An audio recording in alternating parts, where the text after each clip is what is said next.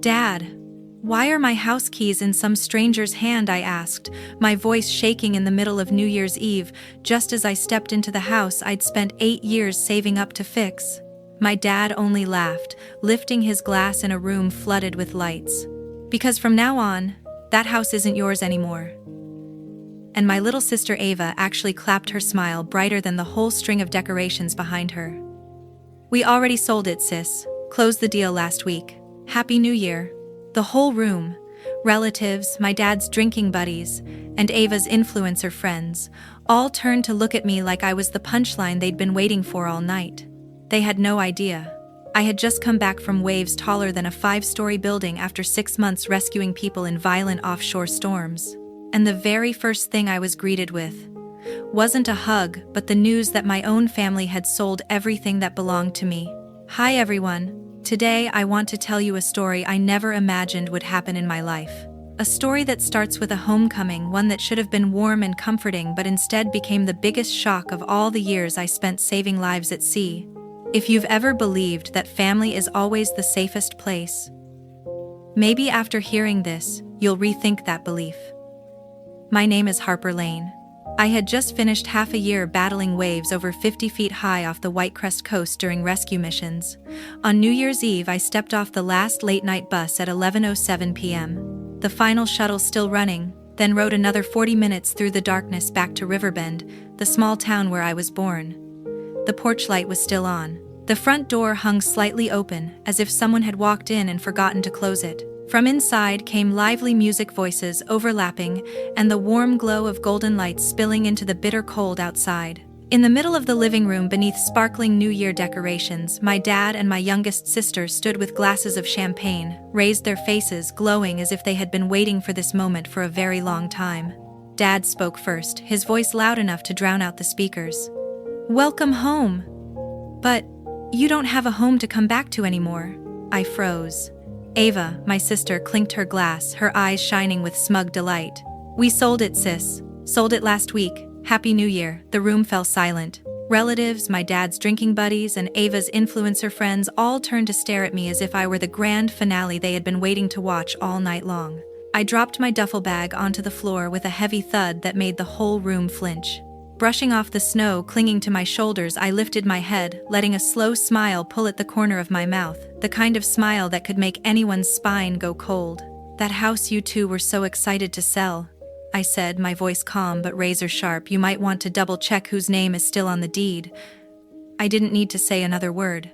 The panic on their faces told the entire story. Anyone who's ever been betrayed by their own family on the one day that's supposed to feel warmest would understand exactly what was running through me. And if you've lived through something similar, feel free to share it in the comments. I read everything. Who knows, the next story I tell might be yours. That night at our rescue base on Stormbreaker Island, the wind cut down to nearly 40 degrees below zero, carrying icy spray that stung like needles. Blink too slowly, and your eyelashes would freeze together. I had just come off a 12-hour shift, my wetsuit still crusted with sea salt. I dragged myself back to the crew quarters, peeled off each heavy layer, and opened FaceTime, the only thing that reminded me I was still human out there in the endless dark of the open ocean. Dad picked up on the third ring. He was sitting in the living room right on the sofa I had worked an entire first year to buy for the family. Behind him, Ava was holding up a brand new designer bag, turning it from side to side like she was showing off a trophy. "Look sis, I just got this today," she squealed, sounding exactly like those luxury unboxing videos I scroll past the second they appear. 2 nights later, she appeared on my screen again. This time, Ava was wearing knee-high designer boots and a luxury fur coat, the kind I knew cost more than my entire monthly hazard pay allowance. Dad sat behind her holding a mug of coffee, wearing that same tired, apologetic smile he always used whenever Ava begged for something new growing up. "She's trying to build her own channel," he said. "Girls these days have to invest in their image." "You wouldn't get it, Harper." I didn't argue. I just stared at the screen until the call ended on its own. A few weeks later, I was sitting inside the helicopter hangar, my legs still strapped in heavy rescue boots, resting them on a tool crate to ease the ache. I pulled out my phone, wanting to check how much the only house I owned had appreciated. It was a small routine, something that brought me a tiny sense of peace during the few quiet minutes between rescue shifts. But this time, when I typed the address into the search bar, something stopped my heart cold. My house appeared with a freshly painted exterior, a spotless front yard, and even staged interior photos. And beneath them a line so clear and bold it felt like it cracked the screen: pending deposit, accepting high offers. I froze. For a few seconds it felt like the entire world went silent. The listing price was far above the military housing loan I had used to buy that home nearly 8 years earlier, an amount that had taken me years to chip away at. My pulse simply stopped. I zoomed in on the realtor's photo. The name was unmistakable: Dylan Hayes, the same guy who used to play pool with my dad years ago, the one who'd recently reinvented himself as a real estate agent. I called my dad 5 times in a row. Every call went straight to voicemail. I texted Ava. The message showed seen, but she didn't respond. Not a single word. That night I sat on the edge of my metal bunk until the lights in the crew quarters went out, replaying every conversation from the last 6 months. All the times Dad said, "Don't worry, everything at home is fine." All the times he asked, "Could you send Ava a little extra this month?" And all the times he dodged my questions whenever I asked what Ava was really doing with her life. It all echoed in my head, over and over, until the truth became impossible to ignore. I opened my messaging app and scrolled up until I found Lana Chen, a friend from my old water rescue training program, now a legal officer in the military. We hadn't talked in over 2 years, but I'd never deleted her number. I sent her the listing link along with one question: "Hey, in the U.S., can someone with power of attorney sell the only house registered under an active duty service member while that service member is deployed?" Not even 30 seconds passed before she replied, "Send me the exact address and a scan of the power of attorney form. I'll pull records in the morning. And Harper, freeze every one of your credit files right now." For the next 4 hours, I sat beside my satellite phone as it flickered in and out of signal, screenshotting every message where Dad asked me to help Ava a little, every transfer labeled family, and every email where I'd signed the long-term authorization papers before deploying because I trusted Dad to handle nothing more than the utility bills. Around 5 a.m. Island time, Lana sent the first PDF. It was a property record extract showing a secondary mortgage loan opened under my name worth nearly $3.5 million. The signature in the authorized representative section belonged to my father, and the funds had been wired into an account whose last 4 digits matched Ava's bank card. 2 hours later, the second file came through. This time it was a preliminary sale agreement. The registered buyers were Anna and Kyle, Ava's 2 best friends from high school. One glance was enough. I knew instantly I had been dragged into the kind of dirty scheme I had only ever seen in online cautionary tales. And unfortunately, this time I was the main character. Anna, Ava's old high school bestie, had signed the contract 12 days earlier. No bank appraisal, no title search, no occupancy verification from the legal homeowner. Everything about it was an off-the-books illegal deal. Lana's final message popped up, written entirely in caps. "They can't legally transfer the title, but they're moving fast because they think no one's watching. Start saving everything." I immediately created a new encrypted folder on my hard drive and labeled it Assets. I dumped in every file, every screenshot, every bank alert, protected it with a password only I knew. Then I sat down on the cold concrete floor of the crew quarters, staring at the metal wall in front of me, feeling the last thread tying me to that house. Snap. I was done being patient. While I stood watch on the deck of the rescue ship, the wind howling so violently that maintenance crews had to chain down every helicopter, Lana kept sending document after document. Each file hit me like a punch to the chest. The first page was a bank statement, a withdrawal record from the secondary mortgage taken out under my name, showing 3 transfers into Ava's account within 4 days. The second page was an email from Dylan Hayes to my father, dated exactly 1 week after the loan had been activated. "Title is clear for a fast cash sale. We can close in 12 days. No bank needed. No problem." The third page, the sales contract. Signed, not by the legal homeowner, but by my father acting as me. Sale price nearly $500,000. Deposit more than $100,000 marked clearly as non-refundable. Buyers Anna and Kyle, Ava's old cheer squad friends, the same couple whose wedding she attended last summer. In the PDF, Lana had attached a note: "No bank would ever approve this, no title insurance company would touch a file with an active mortgage, and no occupancy verification. But they're betting on you being stuck out at sea, so they're pushing their luck." I gathered every document, and sent them to my commander along with an urgent leave request. The family hardship paperwork was approved in 6 hours. I booked the last seat available on the final transport off Stormbreaker Island, catching a red-eye that connected through Reagan National Airport, waiting 4 hours in the military lounge before flying on to Los Angeles, then taking another connection to Seattle. From the moment I left the island to the moment my boots hit the floor of Reagan Airport, it had been 21 hours. I hadn't slept for even 90 minutes. The entire way there, I stared at the contract on my tablet, reading it again and again until every word felt burned into my mind. At the rental counter, there was only one vehicle left, a silver pickup with studded tires. I tossed my duffel into the truck bed, punched Riverbend into the GPS, and drove straight into a storm of thick, blinding snow, my heart pounding like a stone with every mile. Halfway across New Year's Pass, the sky opened up. Sheets of rain slammed sideways against the windshield, and gusts of wind hit hard enough to rock the truck. The warning sign for icy roads, reduce speed, flashed red over and over, but there wasn't a single plow truck in sight. I gripped the steering wheel tighter, fingers going numb from the cold eyes locked on each reflector post along the roadside. Every mile that slipped under my tires felt like I was closing in on the disaster I feared most. When the slope leveled out, Lake Blackwater appeared to my right, its dark surface reflecting the New Year lights of the houses along the shore. Beautiful, but eerie. A picture-perfect omen of something terribly wrong. I turned onto Northwest Boulevard in Riverbend, then onto the quiet street where my house stood. And I swear not even the nights I'd dangled above raging ocean waves had ever clenched my stomach as tightly as this moment did. The whole neighborhood was glowing in New Year's cheer, every house strung with LED lights, door banners, music blasting so loud it spilled right onto the street. But my house was different. It was lit up like a brand new furniture showroom. Every light upstairs and downstairs was on. Both garage doors were covered in red and gold wreaths. Twinkling lights wrapped the railings from end to end. Shadows moved back and forth behind the curtains.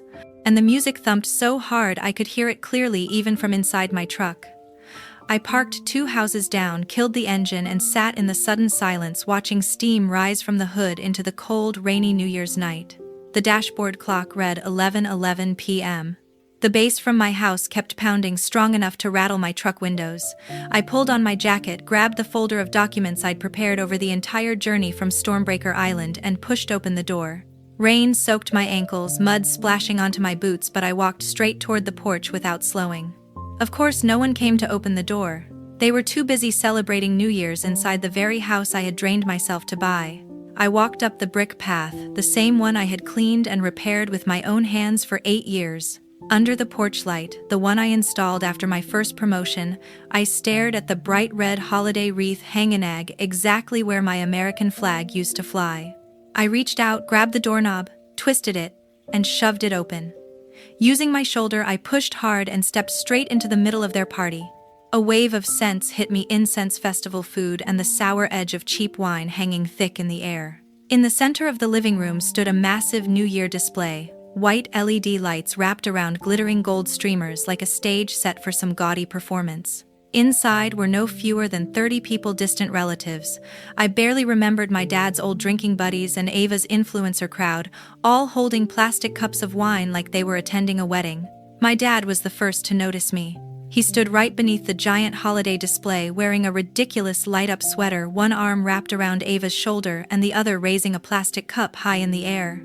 The music was blasting, but he still shouted loud enough to cut through it like he'd been waiting all year to deliver this line. "Look who finally decided to show up. Too bad you're late. This house isn't yours anymore." Ava spun around instantly. Her custom sequin-covered dress, probably from some designer she couldn't pronounce, sparkled under the lights, each stitch sharp enough to blind someone. Her extensions swayed with the dramatic flip of her head. She clapped her hands, thrilled with herself. "We finished the transfer yesterday, sis. Paid in cash, too. We're celebrating right here in your old house." The whole room burst into laughter, as if this were the highlight performance of the entire New Year's celebration. I stood in the doorway, rain dripping from my jacket onto the hardwood floor I had paid to restore plank by plank 3 years earlier. My heartbeat stayed steady, the same steady rhythm I felt when I hung over the side of a rescue ship in pitch-black seas, with the wind slicing across my face. Dad raised his voice even louder, the alcohol, making him bolder now that he had an audience. Family looks out for each other, sweetheart. Ava needs a fresh start. And you're gone all the time playing hero out on the ocean. I figured you wouldn't notice. I spoke softly, but my tone was cold enough to cut through the music, which seemed to drop a beat at the same moment. You sure about that, Dad? He laughed, assuming he had me cornered, convinced I had no way out. I pulled out my phone, opened the PDF Lana had sent from the county records office, and turned the screen so everyone could see the highlighted section. The secondary mortgage worth nearly $3.5 million is under my name. And you signed for it using power of attorney. That loan is active and holds first priority on the title. No title insurance company will complete a sale with an undisclosed lien. I paused, letting the weight of the words settle. That means your little transfer will never go through. Anna and Kyle, Ava's high school best friends and the buyers on the contract, sat frozen on the leather couch I had bought after my first promotion. Anna's wine glass slipped from her hand, hit the table and shattered. Kyle's face went ashen. He shot to his feet so fast he knocked over the ottoman in front of him. The room sank into a suffocating heavy silence. Kyle pointed at my father, his voice shaking with anger and panic. You told us the power of attorney was legit. You said this was an internal sale, no bank, no appraisal needed. My dad's wine cup slipped from his hand and cracked against the floor. Red wine bled into the rug I bought with my very first paycheck, spreading like a dark stain. Ava finally found her voice, shrill and frightened. This is insane. We already gave Dylan the deposit, over $100,000, and it's non-refundable. There it was, that name, Dylan Hayes. My dad's longtime chess buddy, the man who called himself a real estate expert. I looked straight at Ava, each word sharp as a blade. Dylan Hayes, the guy who had his real estate license revoked twice for skipping title checks. That guy. The one who drafted your contract without a single verification from a bank or an appraisal office. Anna burst into tears, burying her face in Kyle's shoulder. One of my dad's poker friends muttered under his breath, "Oh, we're screwed." And he slowly backed toward the hallway like he didn't want to be caught in the fallout. I took another step forward, leaving a trail of wet footprints across the hardwood. Let me make this real simple, I said, pointing around the room, frozen in shock. You're throwing a party in a house that legally still belongs to me. The buyers just handed over more than $100,000 to a broker who can't legally close the deal. And the bank holding the secondary mortgage under my name is about to discover that someone tried to secretly sell the property they're using as collateral. My dad opened his mouth, but no sound came out. I looked at Ava one last time, my eyes so cold she actually stepped back. I hope your fresh start is worth it, because this will be the last time you ever set foot in my house. The holiday lights flickered relentlessly bright and merciless, illuminating every terrified face in the room. I turned and walked out of the house that had once meant everything to me. I didn't look back. I got in the truck and drove straight to the Blackwater Lake Plaza just to clear my head. By 9 the next morning, I was sitting at a window table in a lakeside cafe, watching gray patches ripple across the water as the weather shifted colder. I opened my briefcase, laid out every document, and prepared for the biggest legal fight of my life. On the table in front of me were 3 thick folders marked with dozens of sticky tabs, highlighted lines, notes in the margins, the kind of evidence you'd expect in a major courtroom battle. Anna and Kyle walked into the cafe, looking like they hadn't slept since New Year's Eve. Anna's eyes were swollen, and Kyle's jaw was clenched so tightly it looked like it had been locked in place for 2 days. They sat across from me, staring silently at the stack of documents piled on the table. I slid the first folder toward them. Everything is in here, I said, my voice calm and steady, the same tone I used when reporting flight paths to helicopter pilots. All documents from the county records office. Every bank transfer. Every message between my father and Dylan Hayes where they tried to hide the entire deal. Every lie. Kyle opened the folder with trembling hands. Anna leaned over, flipping through the pages upside down. The moment she saw the confirmation for the non-refundable 6-figure deposit, she broke into tears again, mascara streaking down her cheeks. I continued, my voice low, even, and sharp under U.S. real estate law. Anyone who knowingly participates in an illegal transaction is personally liable. Civil law also states that anyone who abuses power of attorney is responsible for full restitution. I looked directly at them. If you file today, your deposit will be refunded. You'll get compensation for damages. Attorney fees covered. You may even be granted additional penalties. I'll sign every document, I'll write the affidavit, I'll testify in court, and I'll stand with you all the way. Kyle looked up, his eyes bloodshot. You really want to take your own dad to court? I looked him straight in the eye. He stopped being my dad the day he treated my hard-earned life as a cash machine he could empty whenever he felt like it. This isn't revenge. This is cleaning up the damage. Anna wiped her tears with a tissue, leaving a dark streak of mascara across her cheek. We already moved half our stuff into the house. He gave us the garage code, told us to just treat it like ours. I nodded once. Then you have even more grounds to sue for fraud. Keep every photo, every text, every moving receipt. All of it goes into the case file. Kyle pulled out his phone, dialed their attorney, and put it on speaker right on the table, the smell of fresh coffee rising between us. I sat with them for nearly an hour and a half, walking through every timeline, every detail, step by step. By the time we stood up to leave the cafe, the attorney on the other end of the call had already begun drafting a civil lawsuit against 3 people, my father Ava and Dylan Hayes, for fraud, abuse of power of attorney, and violations of U.S. real estate transaction laws. The legal battle officially started at that moment. I had only made it halfway across the parking lot when my phone lit up with a call from Mrs. Hollins, my old neighbor. Her voice was urgent. Harper, your father's sitting in his truck outside my gate. He's been there for an hour. The bank just sent a foreclosure notice, and Anna and Kyle's attorney left a message demanding damages in the 6 figures. He says he won't leave until he sees you. I drove back in silence only a few blocks away. And just like Mrs. Hollins said, my dad was slumped behind the wheel of his old pickup, clutching a rain-soaked envelope in both hands. Mrs. Hollins stood on her porch in a thin coat, arms folded, giving me the same look she used to give when I'd come home late from school. I walked up to the driver's side. Dad shakily lowered the window.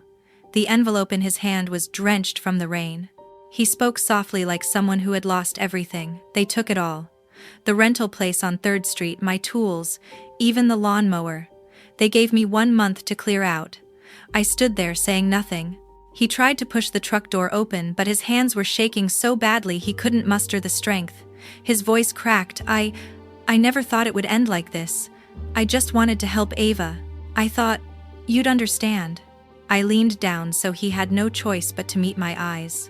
You thought wrong.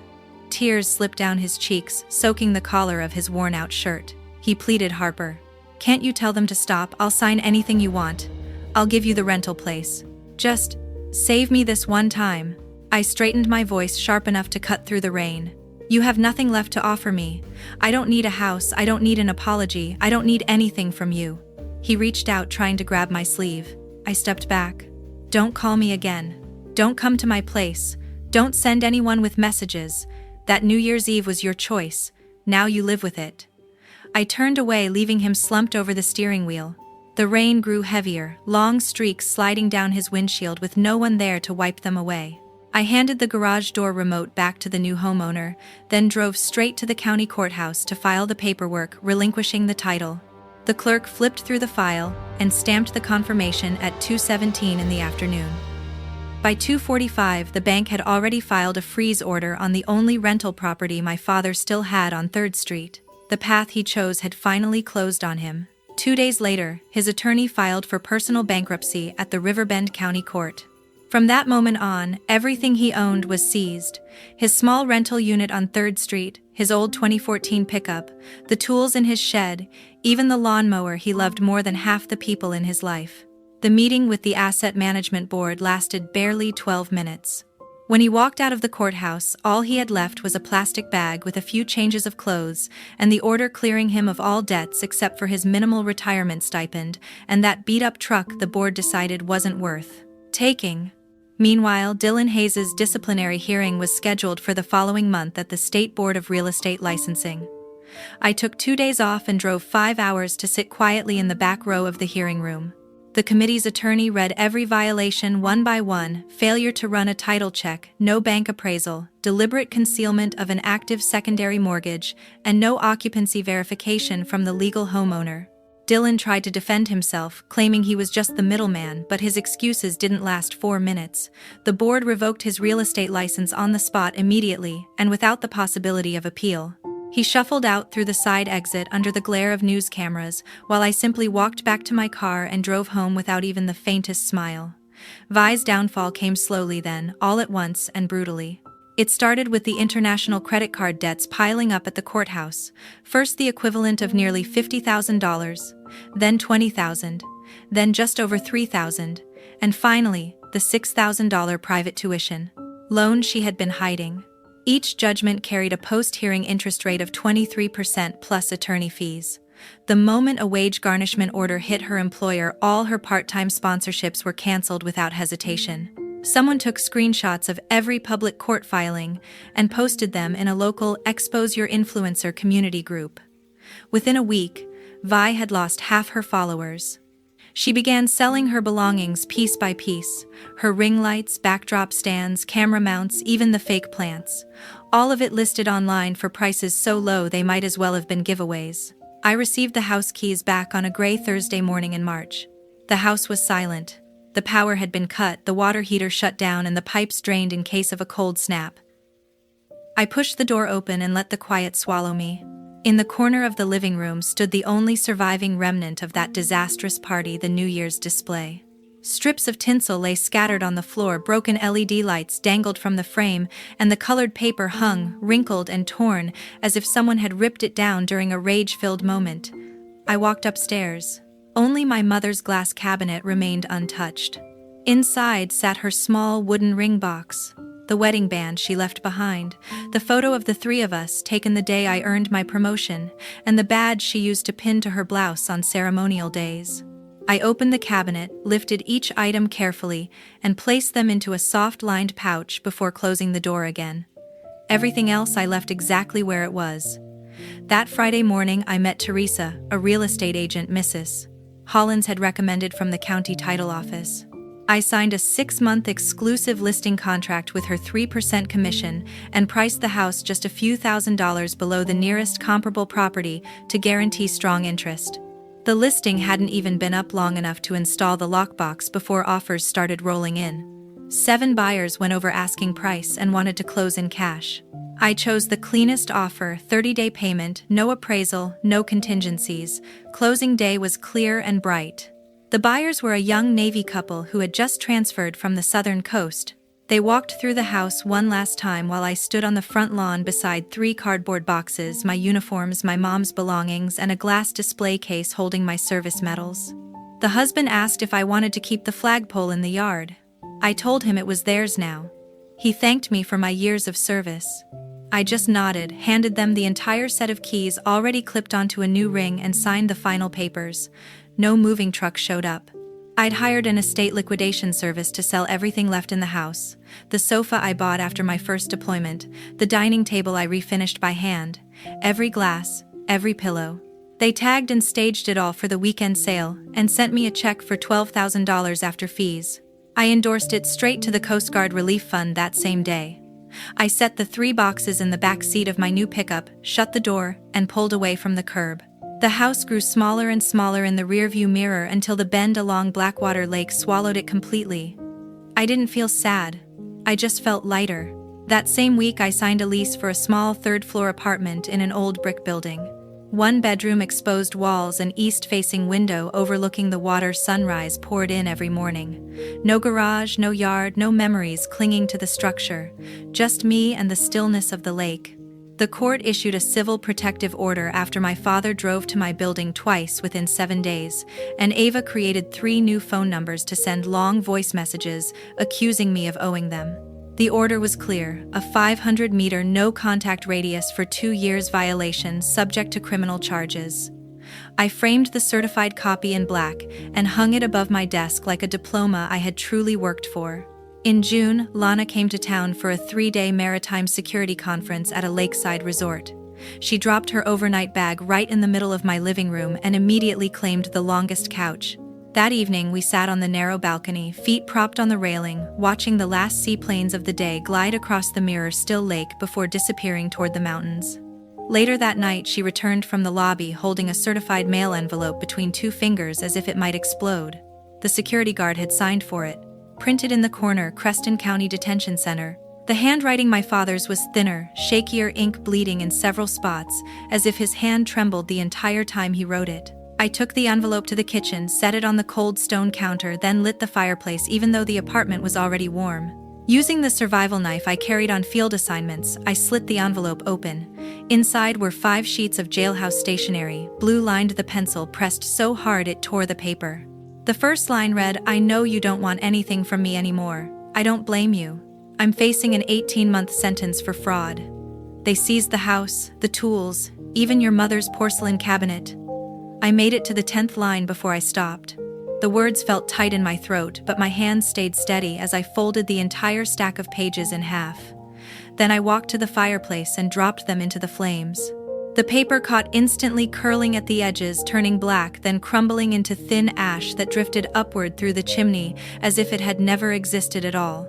The next morning, I walked into a telecom store on Henderson Avenue, stood at the counter, and watched the clerk press the button that permanently canceled my old hometown number, the number my relatives had used for years as a leash. New SIM, new carrier, new area code. 757, far enough down the coast that no one could guess where I'd gone. I deleted every shared photo album, erased every family group chat, removed every tagged picture from high school. I blocked every number I still remembered, including the jail's desk phone, the one my father had used to call me. In the agency's personnel system, I changed my emergency contact to Major Lena Tran, United States Coast Guard Command. While I was at it, I updated the beneficiary on my line of duty death insurance as well. When the screen flashed a green confirmation, "Update successful," I stood in the middle of my apartment, closed my eyes, and listened. No more buzzing phone. No more demanding messages, no more guilt, no more begging, no invisible cord pulling me back to people who only ever took and never gave anything in return. For the first time in years, I felt truly free. That evening, Hannah rolled in from the bus terminal, grabbed a rideshare, and showed up at my door with a duffel bag and 2 bottles of whiskey. The next morning, Nate, Kira, and Doc dragged themselves in after an all-night drive from Hawthorne Air Station, still in their duty uniforms, because their shift had ended at 4 a.m. 5 people, 1 tiny couch the size of a dorm bed, 2 air mattresses, and a kitchen smaller than a closet. Perfect. We cooked like we used to on rescue ships. Nate grilled outside on the balcony, even with the wind chill dropping to 8 degrees below zero, flipping cuts of meat so thick they'd make a Texas pitmaster jealous. Kira took over my kitchen and turned leftover rice kimchi and a few slices of canned meat into something warm and fragrant, the kind of food that makes everyone feel like they've gone home again. Doc made hot cocoa and dumped in so much peppermint whiskey that we had to throw the windows open to cool the place down. We ate on our feet plates resting on the counter, wet boots dripping onto the tile. We took turns telling stories, the times we'd pulled survivors out of waves as tall as 5-story buildings, and the ones who almost didn't make it. No one mentioned the year before. No one had to.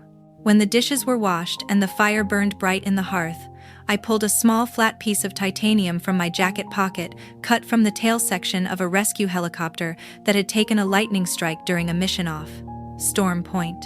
A scorched, ice-cold scrap of metal, but proof of everything we had survived and come home from. And that night, in that tiny apartment tucked against the lake, for the first time in years, I felt like I was finally living for myself. I'd spent 3 nights in the garage working with nothing but a hand file and a small grinder, shaping that metal into a 5-pointed star, the edges still rough, still holding the heat of everything it had been through. That night, I climbed onto the coffee table and reached up to place the star on top of the small Christmas tree I'd bought from a roadside market. The white lights hit the metal and scattered into 1,000 tiny reflections that danced across the walls like ripples on water. Lana, my closest friend through all those years of duty, lifted her mug of cocoa reheated by someone just moments earlier. She said a single line, simple but heavy as stone, pressing against my chest. "To the ones who stay when things get hard." We clinked our mugs softly. No cheering, no toasts, just a quiet drink shared between people who understood. Later that night, when everyone had fallen asleep in a tangle of blankets on the floor, and the fire had burned down to a few fading embers, I stood by the window, hands wrapped around a mug of hot coffee. Outside, a thin, cold wind swept across the lakeside path, erasing every footprint. The water was dark and bottomless, a mirror reflecting the distant tree line, where only a few lonely porch lights glowed from homes belonging to people I would never know. I found myself thinking about the old house on the lakeshore, the one with the big window facing the water, the one with the flagpole I would never raise a flag on again. I thought about the tall evergreen tree twice my height that I had shipped home every New Year's so they could decorate it the same corner where the couch sits now. I thought about the voices that once filled that house so loudly it became suffocating, and realized that silence felt better than all of them combined. Blood doesn't guarantee loyalty. Blood doesn't guarantee honesty. Blood doesn't guarantee love. Blood only proves shared ancestry. Everything else is a choice. And for the first time in my life, I understood that the people sleeping on my floor tonight had chosen me. Chosen me, even when it cost them something. Time, money, their rare days off the warmth of their own beds, choosing to drive for hours through winter roads just to sit on my old balcony, eating overcooked steak because I asked them to. That is what family really is. The metal star caught the firelight one last time as the logs in the fireplace cracked and collapsed into ash. And I stood there feeling weightless, as if I had finally shrugged off decades of heaviness I'd carried on my shoulders.